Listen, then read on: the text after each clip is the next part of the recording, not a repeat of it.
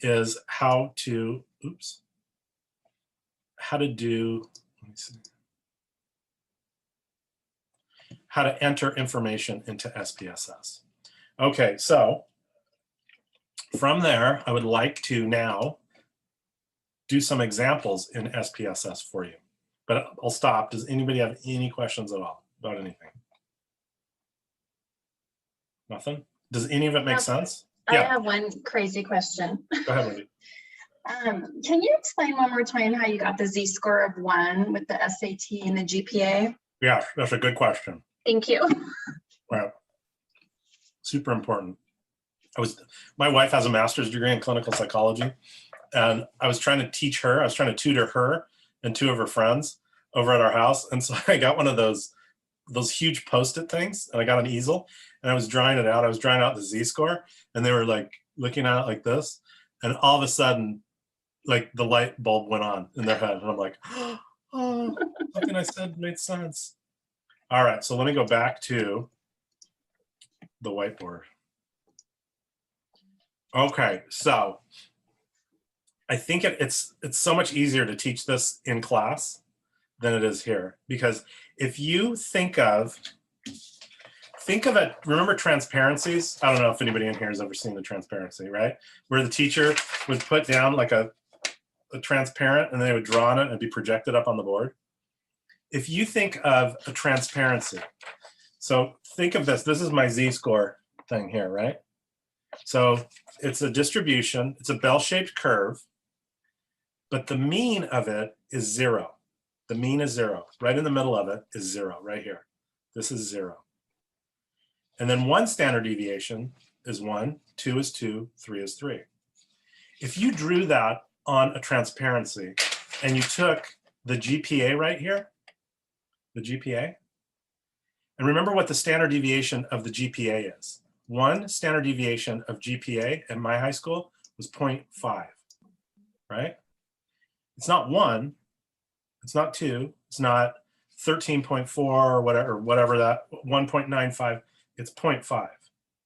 But if I took my transparency of my Z-score and I laid it on top of that distribution right there, I laid it on top of this, I would still see 2 is the mean of the raw data, 2.5 is 1 standard deviation, 3.0 is 2, 3.5 is 3.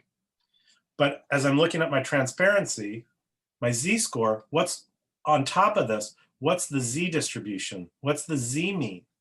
The mean of the Z distribution is what? Is 0. Can you picture that? Let me see if I can draw it. Let me see if I can draw it on this. So I have my raw data right here, and I'm going to put a transparency of a Z distribution right over the top of it. And it's 0, 1, 2, 3. -1, -2. Oh, no. Yeah, -3. So now I have both curves sitting on top, right? I have the Z distribution sitting on top with a mean of 0, 1, 2, 3. And I can see underneath, if somebody asked me, well, I had a GPA of 3.0. What's the Z-score? That makes sense? The Z-score is 2. So what I'm able to do is I'm able to convert the raw data into this theoretical score, this Z-score. Is that making sense, Wendy? Mm-hmm. Yeah, thank you. Okay, anybody have any other questions on that? It's way easier to do this in class. All right. Okay, we're good? We're good on that. All right, can we take a 5-minute break? Or 10? Can we take 10? 10?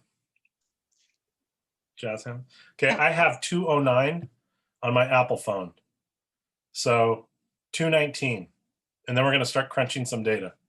So go get a helmet if you need a helmet or coffee or something. Okay, 219, I will see you. I'm gonna go yell at my kids.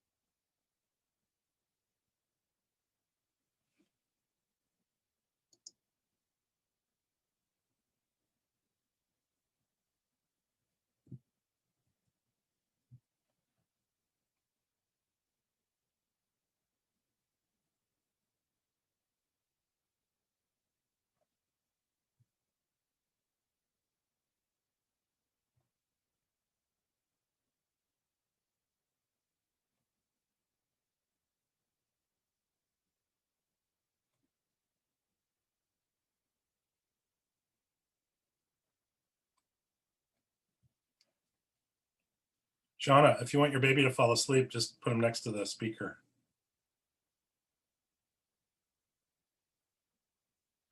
I tried. He's too engaged. Oh, yeah. Wonderful lecture. I was going to say, I'll put him out in 5 minutes.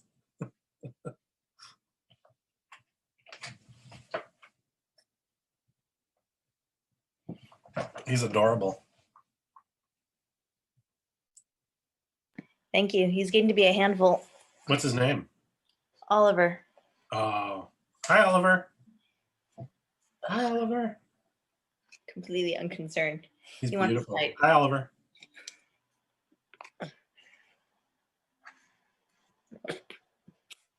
Wow, gorgeous.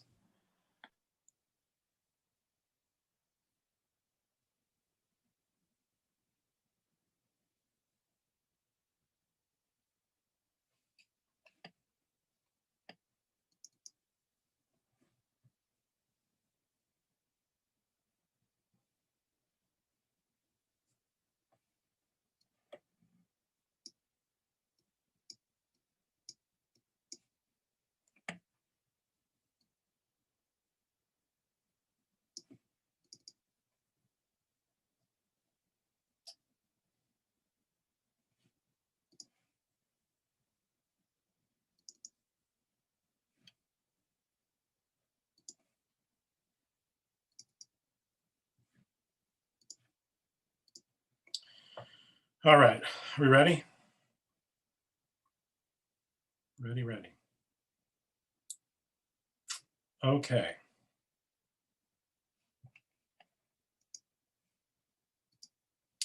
So what I'm going to do now is I'm going to show you using SPSS how to analyze some sample data. And I have to say that the statistical tests that I'm going to show you are kind of old. They're over 100 years old. And they were primarily developed for industry or like business purposes. And oftentimes in business, we're interested in, like if we're creating a product or we're making something, we typically want it to be really good and really consistent, right? So I know you're all down in San Diego, and I love San Diego. I was a Chargers season ticket holder for many years until they moved. They moved right down the street from me, and I gave up because I used to love to go down to San Diego because I'm a food person, and my wife and I would go and we would eat at all of our favorite spots, you know, Phil's, Hodad's, some of the restaurants in Old Town were fantastic. And if you think about, if we went into business, if all of us went into business and we said, you know, we're going to open up a restaurant. I happen to like steak, you know, hopefully that's okay. I like steak. There was a really famous Stanford business professor. His name was Jim Collins. And Jim Collins wrote a book, Good to Great. And it's kind of a classic in the business world. And what Jim Collins argues is that in life, there are a lot of good things in life. There are fewer things that are great. And we all know places, whether it's food or, you know, contractors we use or places we take our car to get serviced. We all know that there's a lot of good places out there, but there's fewer great places. I happen to have a great mechanic, and he's been my mechanic for years. And whenever anything happens in my car, I just take it to him and I go, Ron, figure it out. Because he's just an excellent, honest mechanic, right? I have a contractor working on my house right now, and he's great. He's just there all the time doing what he has to do, right? And there's a lot of good contractors out there, but my contractor is great. When I go down to San Diego, if I want to get a good steak, I know where I can go to get a good steak, but I know where I can go to get a great steak is Island Prime, right? Right out by the airport. I love it. So if we were going into business and we were going to make cupcakes, we would want great cupcakes. We'd want to make great cupcakes. And what type, let me show you. What do you think the variance would be like on our cupcakes? Would we want our cupcake curve on quality to look like that, right? Where we have, here's the average cupcake right here. And here is a superior cupcake. And some of our cupcakes are superior out here. And then some of our cupcakes are kind of duds, right? I don't know if you ever eat at Sprinkles. I haven't been to Sprinkles in a while, but Sprinkles is pretty happening. What does the variance look like on a Sprinkles cupcake? On Sprinkles cupcakes for the day? Is it like this? No, it's like this. That's the curve. That's the variance on Sprinkles cupcakes, right? There's not, you don't go into Sprinkles and it's like, half of them are really good and half of them are not very good. Almost every cupcake fits in a very narrow band of excellence. Does that make sense? So not a lot of dispersion, not much dispersion at all. It's just very high quality, okay? Well, a long time ago, there was a guy and he went to Cambridge University over 100 years ago. And he majored in sciences. Over 100 years ago, when you went to Cambridge and you majored in science, you typically got like a big exposure to math, to biology, to chemistry. He even studied outer space, the stars, right? And so he got this really robust science undergraduate degree. And he graduated and he was looking for a job after his undergrad education. And he went over to Ireland looking for a job. And he happened to get a job at the Guinness Brewery, the Guinness plant in Dublin, Ireland. Has anybody in here been to Ireland? It's bucket list. You got to do a bucket list. It's definitely on your bucket list. And so this guy, his name was William. William got a job at the Guinness plant. And he started as a brewer. He was a person that would help make the Guinness. I don't know if you've ever had a glass of Guinness. I know this is APU, so we're not supposed to talk about it. But Guinness, I'm told, is a very dark, delicious beer. It's an ale, right? And so people just tell me that. And if you were working in the Guinness plant, what would you like your Guinness to taste like? Would you want a curve like that, where some of the Guinness tastes okay, some of it's excellent, some of it's not so good, etc.? No, you'd want a very narrow standard deviation, right? Very, very narrow in terms of the quality, because Guinness only brews great beer. It's been brewing it for hundreds and hundreds of years. And so the ingredients that go into Guinness are very important, very important. They all have to be what type of quality? Very high quality. And so this person named William, he rose to the rank of brewmaster. And in Guinness, when you brew Guinness, it contains hops. Hops are, it's a plant and it grows super tall, and a hop head actually looks like a very large Brussels sprout. And they're only grown in certain longitudes of the earth. One of those longitudes, I think, is up near, is up in Washington. Like the band crosses Washington, Idaho, etc., where you can grow hops. And then it crosses, it circles around the earth. And then I think I don't know if it's only on the northern hemisphere, but that's the only place that hops will grow. So hops is pretty expensive. So what this fellow did is he was concerned about the quality of the ingredients, the quality of hops in particular. Hops is what gives beer like a rich flavor, a very rich flavor. And he thought, there's got to be a way to determine the quality of a barrel of hops. This is a barrel, and the hops are in here. These are hop heads.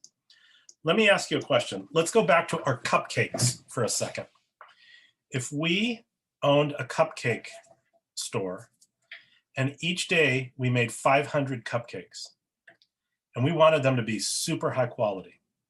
How could we determine with absolute certainty that all 500 cupcakes were excellent? We could take a bite out of every one of them, right? How long would we be in business if we ate our supply every day? Probably just a couple days. So what would we do instead? Oliver, it starts with the letter S. We would take a sample. He's saying sample. Oliver is saying sample. We would take a sample, okay? And so what this William person did was he thought, I can't test every single hop head. And I've told you before, I'm a foodie. I love Food Network. That's basically all I watch is Food Network. And there are these people on Earth, and they're called super tasters. And they have this ability to taste something and to determine quality or flavor or things like that, because they're super tasters. I actually watched a show on Ben and Jerry's, and they were showing their quality control person, who's a super taster, and he would randomly take samples out of the ice cream and be like, yeah, this is perfect Cherry Garcia or whatever it is. And so Gossett was a super taster. And so say this barrel of hops right here cost $10,000. And this is 100 years ago, or 10,000 pounds, or whatever the Irish currency is. You can't test every single hop head, but you can take a sample of hop heads. And so he would take 30 hop heads. He would just randomly take 30 out, and he would taste them. And he would rate all 30 of those hop heads on a scale from 1 to 10. So the first hop head he would taste, he'd go, okay, that's an 8. Second one, he would go, that's an 8.5. Third one, he would say, that's a 9 from this barrel. Then he would get a mean. The mean rating of the hop head is 8.2 of the 30 hop heads. Then he would take this barrel, and he would take 30 hop heads, and he'd get an average as well. And this average would be 8.5. And he would say, well, 8.2. Is 8.2 different than 8.5? Yes, it's lower. But what he would want to know is, even though the numbers are different, is this difference between 8.2 and 8.5 statistically significant? Is it significantly different? Because I don't want to throw out this $10,000 hop barrel if this 0.3 difference is just because of possible chance or random error, okay? And so what he did was he thought about this and thought about this and thought about this. And so in America, we have a lunch break, and we have two 15-minute breaks. And what do we